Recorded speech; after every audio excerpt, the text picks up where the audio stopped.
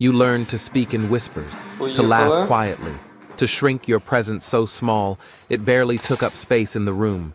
You became fluent in the language of, "I'm fine," even when your soul felt anything but. You mastered the polite smile, the subject change, the quick exit. You normalized the ache, believed this was just how you were wired, that authenticity was optional, that your true self was too risky to show. You started to believe that your voice was too much, that your perspective was wrong, that your feelings were too loud for a world that preferred silence. You equated self-expression with conflict, believed that being seen meant being attacked. So you dimmed your light, convincing yourself it was strength. But what if strength isn't about dimming your light? What if it's about finally recognizing the world's preference for silence was never yours? You fear the volume of your truth.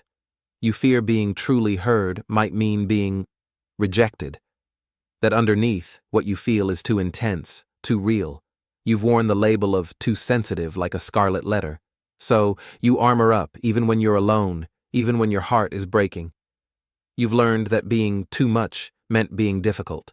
So, you minimized your needs, your feelings, your very presence. You've equated silence with safety. Believed that being small meant being protected. But the cost, your voice, your truth, your very essence. The truth is, the silence itself is the exhaustion, the pretending, the minimizing, the constant management of your volume. It's what's draining you. You've been told to be quiet, to keep it down. But what if being quiet is what's keeping you from being heard, from being truly, powerfully, authentically you? What if your truth isn't too loud? What if the world's tolerance for silence is too quiet? What if your voice is exactly the volume needed? You are not too much. You are not too little. You are exactly the volume the world needs right now, exactly as you are. Your voice is not a weapon, it's a gift, a way to connect, to create, to contribute your unique light to a world that often feels dim. Real love, real connection isn't built on your silence, it's built on your presence, exactly as you are, messy, complex, and whole. Healing is not about erasing the past, it's about integrating it, making peace with the child who learned to whisper, and giving her permission to speak now. You are allowed to take up space. You are allowed to be heard. You are allowed to be you. Your truth isn't too loud, it's perfect. You don't have to whisper anymore.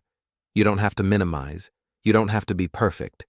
You can start right where you are, honoring the voice that's been waiting. Start listening again, to your body, to your boundaries, to that small voice that whispers, "This doesn't feel right." It's time to let the real you breathe. You are worthy of being heard exactly as you are. Not for the silence you kept, but for the beating heart beneath it. Not for your performance, but for your presence. Healing is not about erasing the past, it's about rewriting the story. Not to forget the pain of silence, but to understand its role and reclaim your power to speak. The silence you carried was never yours alone. It was a burden placed upon you by a world that didn't understand. And now, it's time to lay it down. You are not broken. You are human. You are complex.